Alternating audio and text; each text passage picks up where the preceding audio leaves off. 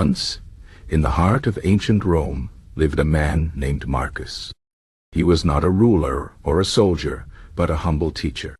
Yet his wisdom was sharper than any sword. Marcus followed the philosophy of Stoicism, a way of thinking that helped him remain calm and steady, no matter what challenges life sent his way. Rome was full of noise. Chariots clattered over cobblestones, merchants argued in the markets, and children laughed in the streets. But within Marcus, there was a deep, steady silence. That inner silence was his strength. One day, a young student named Lucius came to him, visibly troubled. "Teacher," he said, "my thoughts are like wild horses, pulling me in every direction. I try to study, but fear, worry, and distractions always steal my focus." "How do you stay so centered?" Marcus smiled gently. "The answer isn't outside you, Lucius, it's within. Stoicism teaches us that true focus doesn't come from changing the world. It comes from mastering ourselves." Marcus leaned closer and began to share his story. "Imagine a ship caught in a violent storm. The sea is raging, and the wind howls without mercy. But the sailor doesn't waste his energy cursing the storm. He knows he can't control it. Instead, he adjusts the sail and grips the wheel. He focuses only on what he can manage, the direction of the ship and the strength of his own hands. Life is the same. The world—" Lucius listened intently. "But how do I do that, teacher? How do I control my thoughts when they keep drifting?" Marcus nodded. "You must first recognize what truly belongs to you. Your thoughts, your actions, your decisions. Everything else, the opinions of others, the past, the future, is beyond your control. A Stoic does not waste energy on what he cannot change.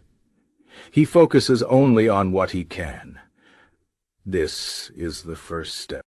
Next," Marcus continued, "train your attention as you would train a muscle. Each morning before the world stirs, sit in silence. Breathe deeply. Watch your thoughts pass by like drifting clouds. Don't chase them. Don't resist them. Just observe. This practice teaches you to return to the—" Lucius frowned. "But what if the distractions are too loud, or the task feels dull, or fear takes over?" "Then you must remember your purpose," said Marcus. "A Stoic never acts without meaning. Ask yourself, why am I doing this? If your task matters, focus on its value, not its difficulty. If you're afraid, focus on the strength it will help you build. A person who understands why can endure anyhow." "How?" Lucius took these lessons to heart. At first his thoughts still wandered, but slowly he began to change. He no longer fought distractions. They came and went, and he simply returned to his task. When fear appeared, he asked, "What can this teach me?" He stopped wasting energy on what he couldn't change, and little by little his focus sharpened, like a blade honed on stone.